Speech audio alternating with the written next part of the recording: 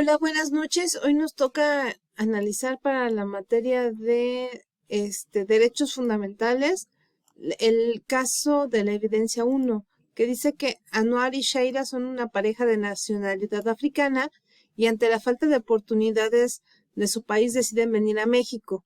Con sus ahorros rentan un cuarto en la Ciudad de México y consiguen empleos como cocineros en restaurantes y pues en su consulado los han apoyado para que tengan una estancia legal en nuestro país.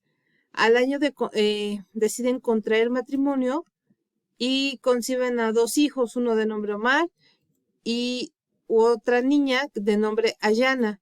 De esta forma integran la familia Aku, que en África significa riqueza. Anwar y Shaira se empiezan a preocupar por la situación de su familia porque el cuarto donde viven es pequeño e insuficiente para su familia y no saben qué derechos humanos tienen como extranjeros en nuestro país.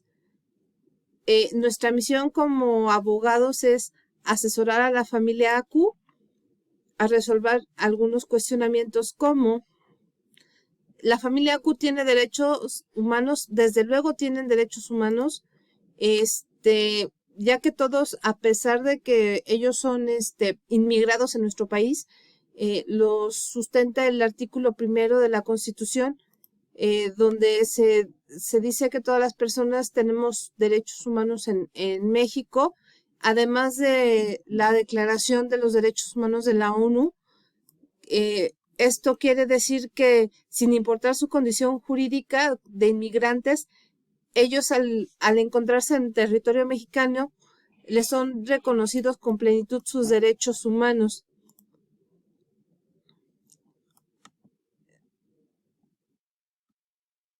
La siguiente pregunta.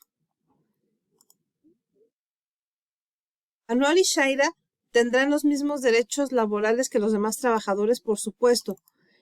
Como se comenta en la redacción del caso, ellos, su estancia jurídica en México ya es legal, entonces tienen todos los derechos, humanos en plenitud, tal como lo establece el artículo 123 de la Constitución y el artículo 1 también constitucional, donde nos indica que todos podemos elegir de manera libre nuestra profesión, a qué nos queremos dedicar, siempre y cuando ésta sea un modo honesto de vivir.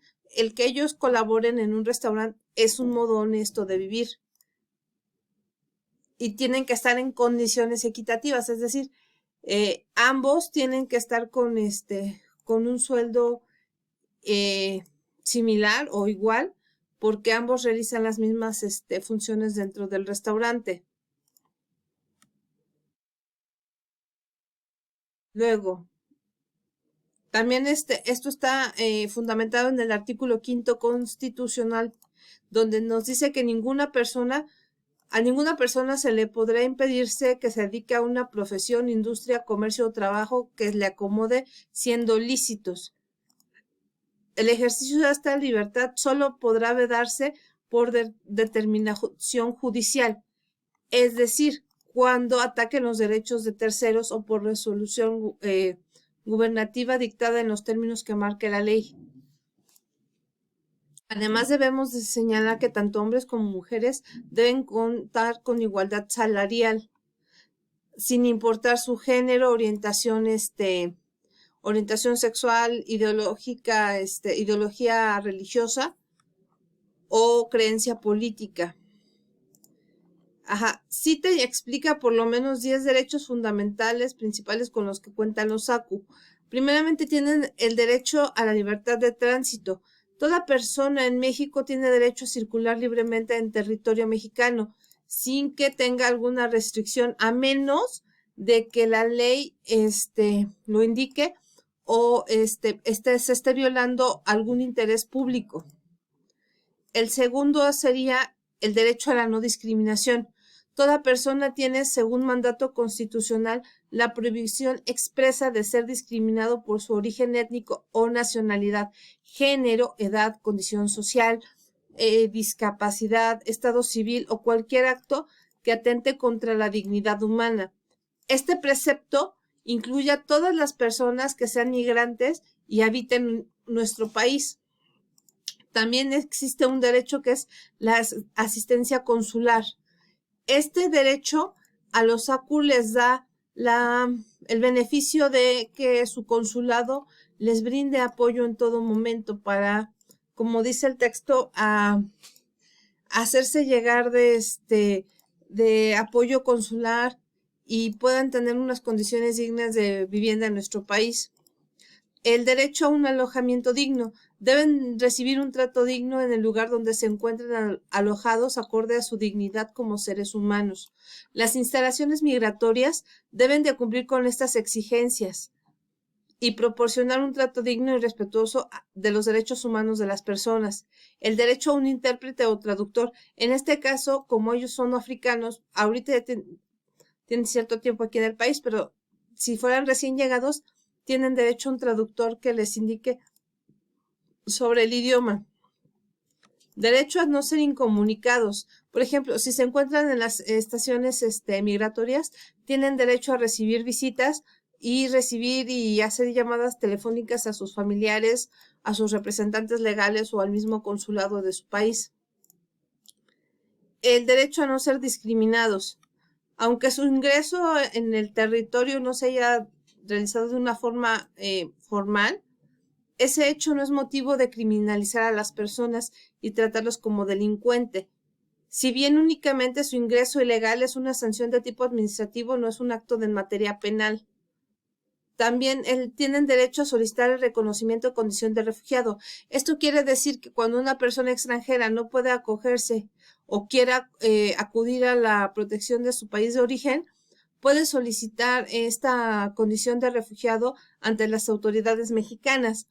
Esto con el fin de salvaguardar su vida y la vida de su familia. Esto, por ejemplo, se ha dado mucho con personas que vienen de Centroamérica de las guerrillas o que son perseguidos políticos en su mismo país. Derecho de protección de la unidad familiar. Toda persona en calidad de inmigrado tiene derecho a que se preserve su núcleo familiar garantizando la unidad de esta, especialmente si cuentan con niños, niñas y adolescentes en el núcleo. Derecho a la dignidad humana.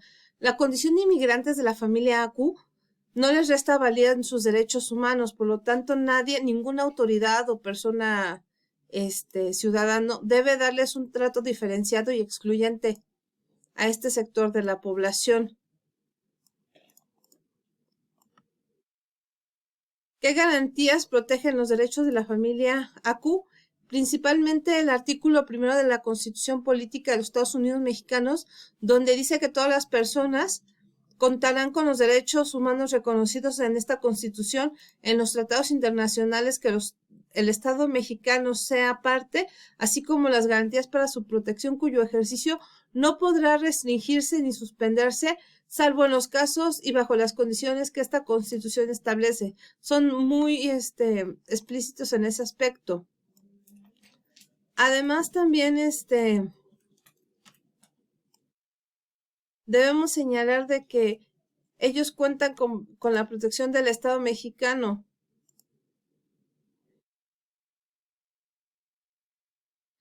Anuar y Shaira realizan las mismas labores en el restaurante, pero Anuar cuenta con un salario más alto, pues su patrón dice que los hombres deben ganar más. ¿Cuál es mi opinión legal al respecto? Mi opinión legal es que es un acto discriminatorio que atenta contra las garantías individuales de Shaira, como nos los indica en el artículo 1 de la Constitución Política de los Estados Unidos Mexicanos, en el último párrafo, donde dice que queda prohibida toda discriminación motivada por origen étnico o racial, el género, la edad, las discapacidades, la condición social, las condiciones de salud, la religión, las opiniones, las preferencias sexuales, el estado civil o cualquier otra que atente contra las personas. Así también está violando el artículo 123 constitucional, donde dice que queda prohibida toda discriminación motivada por el origen, ya que ella realiza un trabajo digno. Aquí la cuestión sería hacerle una petición al dueño del negocio para que equipare pues su salario al de su esposo. Luego está lo de la detención de este Anuar en Querétaro, donde se le violaron varios derechos, entre ellos el derecho a asistencia consular, ya que no se le proporcionó esa asistencia consular para que le explicaran sus derechos humanos y lo detuvieron de forma arbitraria.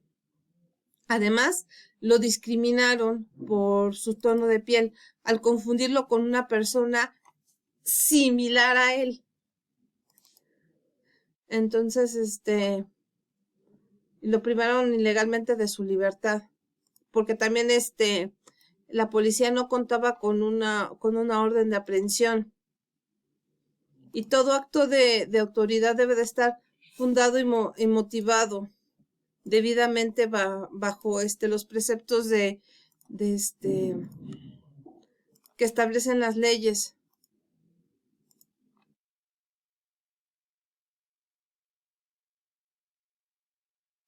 Por último, no es una razón suficiente para privarlo de su libertad, ya que atentaron contra su integridad humana. La autoridad no realizó unas investigaciones para ver que efectivamente él haya cometido un ilícito y violaron su presunción de inocencia hasta que se demuestre lo contrario. Anuar escuchó un término que se llama flagrancia. Ajá.